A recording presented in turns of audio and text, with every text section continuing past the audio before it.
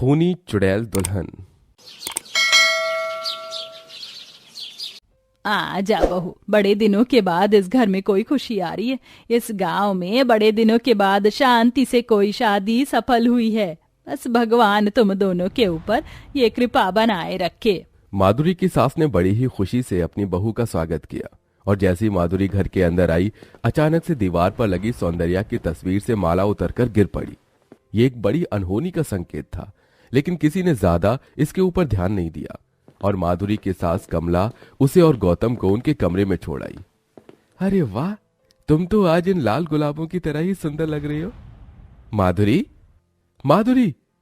गौतम ने माधुरी को बहुत आवाजें लगाई, लेकिन उसने एक नहीं सुनी और वो बस एक कठपुतली की तरह ही खड़ी हो गई। माधुरी, दूर है मुझसे, वरना तू नहीं बचेगा। आज दूर रहने का क्या मतलब? आज तो हमारी सुहाग रात है और तुम्हें अचानक। गौतम ने देखा कि माधुरी की आंखें जल रही हैं और उसका चेहरा सर्दी की रात के चांद की तरह पीला पड़ चुका है। उसे देखकर गौतम डर गया। तुम ठीक तो हो ना? गौतम ने ऐसे बोलकर जैसे ही माधुरी को छुआ तो वो वापस से पहले जैसी ही हो गई। गौतम जी, तुम्हें क्या हो गया था? तुमने तो मेरी जान ही निकाल दी थी। क्या? पर मैंने क्या किया? कुछ नहीं, चलो सोते हैं। गौतम काफी घबरा गया था, इसीलिए उसने अपनी पत्नी को ढंग से छुआ तक नहीं और वो दोनों ही सो गए। आधी रात को माधुरी की आंख खुली और वो सीधा बिस्तर से उठ खड़ी हुई और बाहर जाकर अपने जेठ राजेश के दोस्त के घर का दरवाजा बजाने लगी। कौन है? अरे कौन है? तुम? हाँ जान, मैं। अंदर नहीं बुलाओगे? तुम्हारा दिमाग तो ठीक है ना? राजेश के दोस्त ने ऐसी बोला ही था कि तभी माधुरी उसे धकेलती हुई अंदर आ गई और उसने दरवाजे को बंद कर दिया। अरे तुम्हारा इरादा क्या है? आज मैं फिर से दुल्हन बनी हूँ, मुझे प्यार नहीं करोगे? बोलो। ऐसे बोलकर माधुरी उसके करीब गई और उसे कसकर पकड़ लिया। अरे वाह, दुल्हन किसी की और फायदे मिले हमको। तो देख क्या रहे हो, करो मुझे प्यार। माधुरी के ऐसे बोलने पर जैसे ही वो आदमी उसके करीब आया, माधुरी ने जोर जोर से हंसना शुरू कर दिया। तू आज भी नहीं बदला। तू कल भी जानवर था और आज भी वही है, लेकिन आज तुझ जानवर का आखिरी दिन है। कौन हो तुम? बोलो। पहचान मुझे। ऐसे बोलते ही माधुरी का चेहरा भी बदल गया। उस चेहरे को देख राजेश के दोस्त की आंखें फटी की फटी रह गई, लेकिन इससे पहले वो कुछ बोलता माधुरी ने उसकी जान ले ली। अगली सुबह जब गांव वालों को उसकी लाश मिली तो सभी बहुत घबरा गए। मेरे सुहाग को किसने मारा? हाय हाय हाय। उस आदमी के मुंह से भी खून निकल रहा था और उसे बहुत ही दर्दनाक मौत मिली थी। उसे देखकर कोई ये नहीं समझ पाया कि आखिर ये किसका काम हो सकता है। माधुरी भी ऐसे रिएक्ट कर रही थी जैसे कि वो कुछ भी नहीं जानती है। ऐसे ही फिर से एक रात माधुरी आधी रात को नींद से जागी और उठकर बाहर जाने लगी। उसे ऐसे रात में दरवाजे की तरफ जाते देख उसकी सास ने देख लिया। बहू, बहू।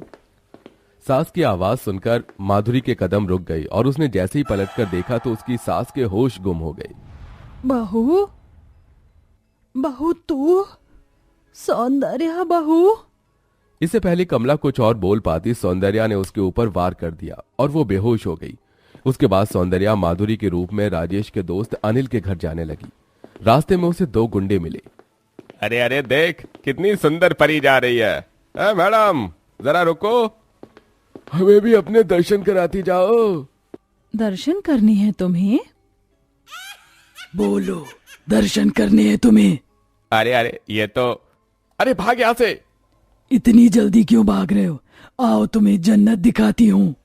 ऐसे बोलकर चुड़ैल दुल्हन ने उन दोनों का ही खून चूस लिया और फिर से वो राजेश के दोस्त अनिल के घर की राह निकल गई, जहां इत्तेफाक से अनिल उसे अपने घर के बाहर ही मिल गया। अच्छा हुआ तुम मुझे बाहर ही मिल गए। अरे तुम तो गौतम की पत्नी हो ना? तुम यहाँ? हाँ मैं यहाँ। कोई परेशानी है क्या? तुम तो। क्या हुआ? अब तेरा मुझे प्यार करने का मन नहीं है क्या? चल जल्दी से मेरे पास आ, मुझे प्यार कर। नहीं। नहीं तो अब तू अपनी जान से जाएगा। सौंदर्या ने अनिल को भी कुत्ते से भी बदतर मौत देकर मार डाला और वो वापस से घर लौट गई। एक और भयानक मौत देखकर गांव वालों की रूह कांपने लगी। अपने दोस्तों को मरता देख अब राजेश की जान भी गले में आ चुकी थी। ऐसे ही सिलसिला जारी था कि एक दिन जब घर में माधुरी और उसका जेठ ही था, तब माधुरी राजेश के कमरे में गई। कौन है? माधुरी तुम? देख क्या रहे हो? मुझे अंदर नहीं बुलाओगे? अंदर? ज्यादा नादान मत बनो। माधुरी राजेश को धकेलती हुई अंदर ले गई और उसे बेड पर बिठा दिया। तुम क्या करने वाली हो? चुप रह। बहुत शौक है ना तुझे औरतों को अपने मजे के लिए इस्तेमाल करने का, है ना? बहुत मजा आता है ना तुझे इस सब में? बोल। कौन हो तुम?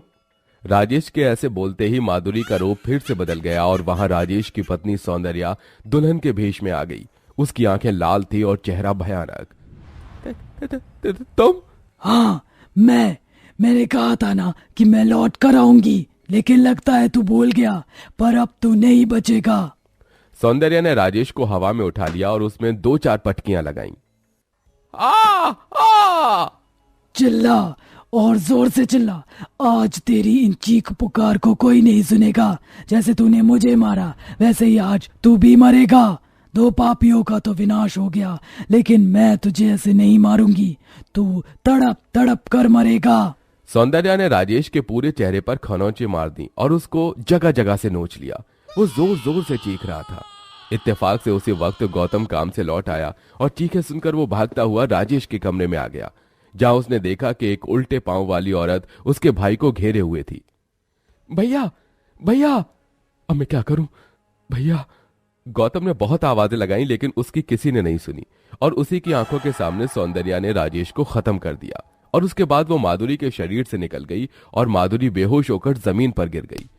ये सारा मंजर देख गौतम के कुछ भी समझ में नहीं आया और भाई का अंतिम संस्कार करके जब एक बाबा से उसने ये सब पूछा, तब सच सामने आया।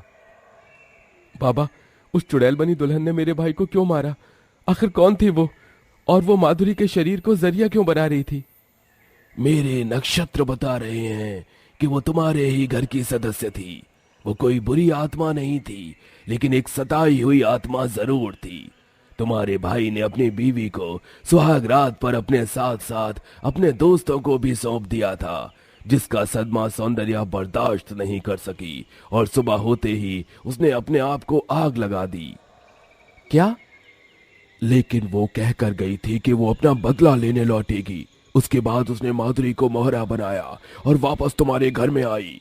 पहले राजेश के दोस्त मरे और फिर माधुरी के शरीर में प्रवेश करके उसने राजेश को भी मौत के घाट उतार दिया। क्या? तो सौंदर्या भाभी के साथ ये सब हुआ था? पर बाबा, अगर वो माधुरी के शरीर में प्रवेश करके लोगों को मार रही थी तो उसने मुझे क्यों कुछ नहीं किया? तुम्हारा मन पवित्र है। तुम अपनी पत्नी के जिस्म के भूखे नहीं हो। तुम उसका साथ जिंदगी भर साथ निभाना चाहते हो, इसीलिए उसने तुम्हें कुछ नहीं कहा। इतना ही नहीं, उस चुड़ैल दुल्हन ने बहुत से दरिंदों को मार गिराया है, लेकिन अब उसका इंतकाम पूरा हो गया। तुम उसकी आत्मा की शांति का हवन करवा लेना, देखना सब कुछ ठीक हो जाएगा। तांत्रिक ने जैसा जैसा कहा गौतम ने वैसा ही किया। उसे अपने भाई के तो नाम से भी घिन आने लगी थी। सौंदर्या अपना बदला लेने के बाद कभी माधुरी के शरीर में नहीं आई और सभी खुशी खुशी रहने लगे।